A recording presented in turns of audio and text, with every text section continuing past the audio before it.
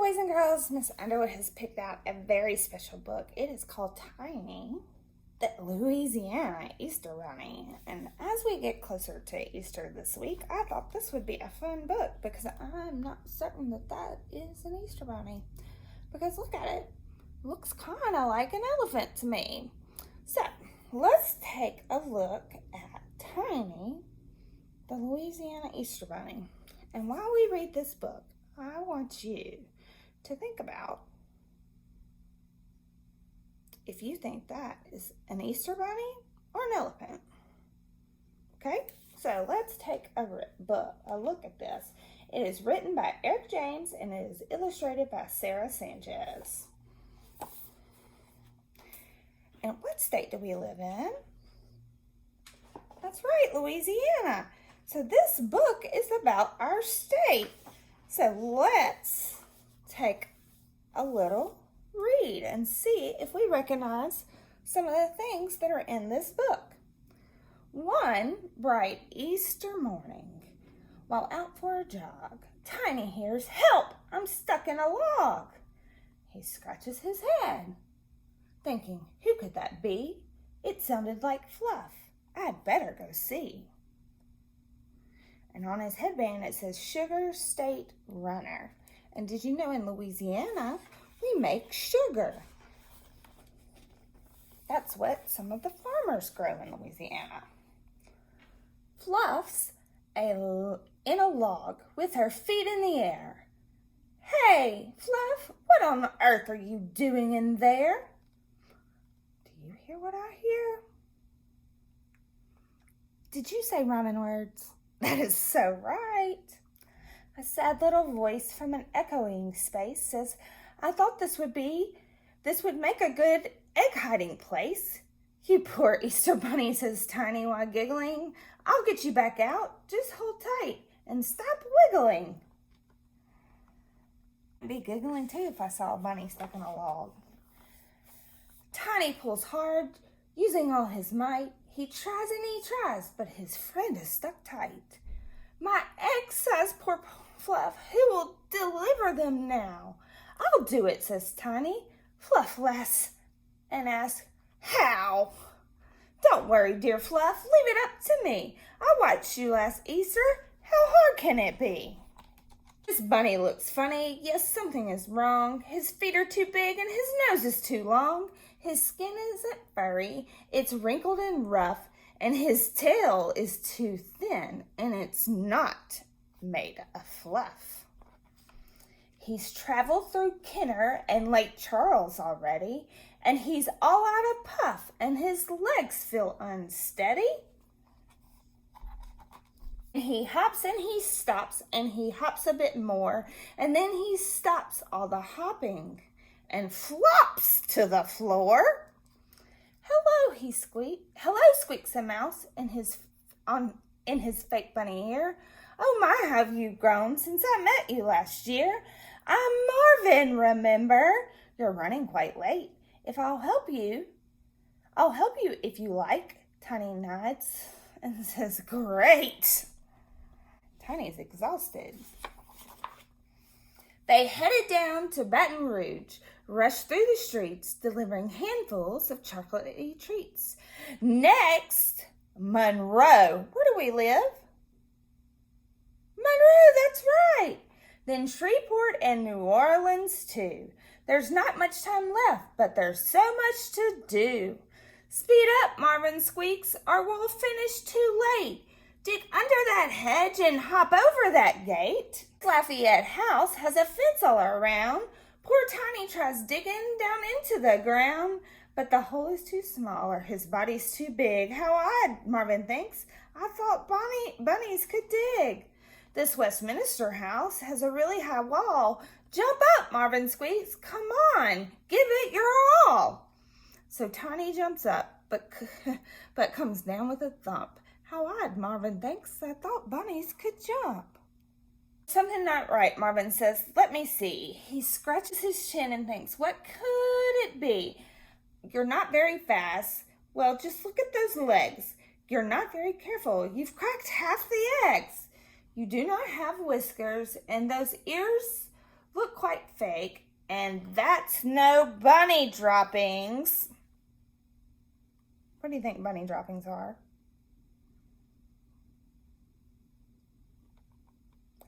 Aha! I've got it. He jumps to his toes. No bunny is born with a trunk for a nose. He starts crying. He wails, yes, it's true. I thought I could do things real bunnies do. Don't worry, it's fine, Marvy squeaks, being nice. Do you mind if I offer you a little advice? You need to start using your talents you've got. Be proud of you. Don't be something you're not. What talent, says Tiny. What things can I do? And he blows his nose and then, achoo! Eureka! Squeaks Marvin from high in a tree. That's a wonderful big trunky nose is the key. It's strong and it's long and it can pick things up. It's perfect for seeing this Easter's job through. We'll put it to work just as soon as we can. Let's head to Homa and test out this plan. This house has a fence and this house has a wall. But with Tiny's big nose, there's no problem at all. He reaches his nose, lifts up, reaches over top, and he drops an egg down on the lawn with a plop. And look at the hole in this fence. That'll do. There's room for an egg and a trunk to fit through. Now the job seems quite easy. Well, that's how it goes when an elephant uses his brain and his nose. But daylight is breaking and the sun starts to rise, and home after home stands in front of their eyes. I don't think we'll make it, squeaks Marvin. Oh dear, hang on tight. Hang on, Tiny shouts. I've got a marvelous idea. He sucks all the Easter eggs into his nose, and when his trunk is full, he takes aim and he blows. Uh-oh. What do y'all think he's going to do? That sounds like a pretty good prediction. Let's see if it comes true. Yes, I know it just rhymes. Those eggs blasting out of his trunk, landing on the lawns with a thunk, thunk, thunk. You were right. The basket seems empty. We did it. Hooray. Come on, let's help Fluff. I hope she's okay. Hey, Fluff, Easter's saved. I will get you out now. Thank you, shouts Fluff. But you'll have to get me out how? The side of the pool, Tiny dips his trunk. He drinks and he drinks till the water's all drunk. And using his nose as a huge water hose, he blows through the log. Look at Fluff. Up she goes. Happy Easter, Louisiana. How many Easter eggs can you find in this picture? Let's see how many we can find. I see, I see 1, 2, 3. Yep, there's one right there. 4. You see any more?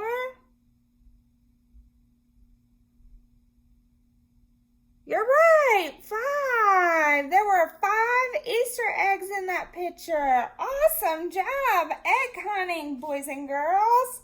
Now, this was a fun book because it was about Louisiana, and we got to hear a lot of towns that we knew. So it was a little bit of social studies, right? But the really cool part about this is that earlier in the year, we learned about animals. And in this book, it talked about some of those functions of animals, right?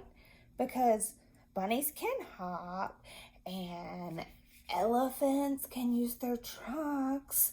And this story brought in some non-fiction information into a fictional story, right? but it made the story really cool and interesting. I think that's really cool. So, I loved this little story because I thought with Easter right around the corner and finding a book about Louisiana and a book that used your prior knowledge about animals and how they have physical characteristics, you would really enjoy this book. So, I hope you did. And we found out he wasn't the real bunny, right? And we found out that his friend, he was helping a friend. And yesterday's lesson was about being given and being kind. So do we think Tiny was giving and being kind? I think he was. You're right. So, remember, I want you to be kind. I want you to do a little work. And I want you to have a little bit of fun. And I love you from the top of your head to the bottom of your feet. And I can't wait until we see each other again. But until then, I am wishing you a whole lot of Easter fun this week. All right? And let's remember the real reason for the Easter season. I love ya. Bye.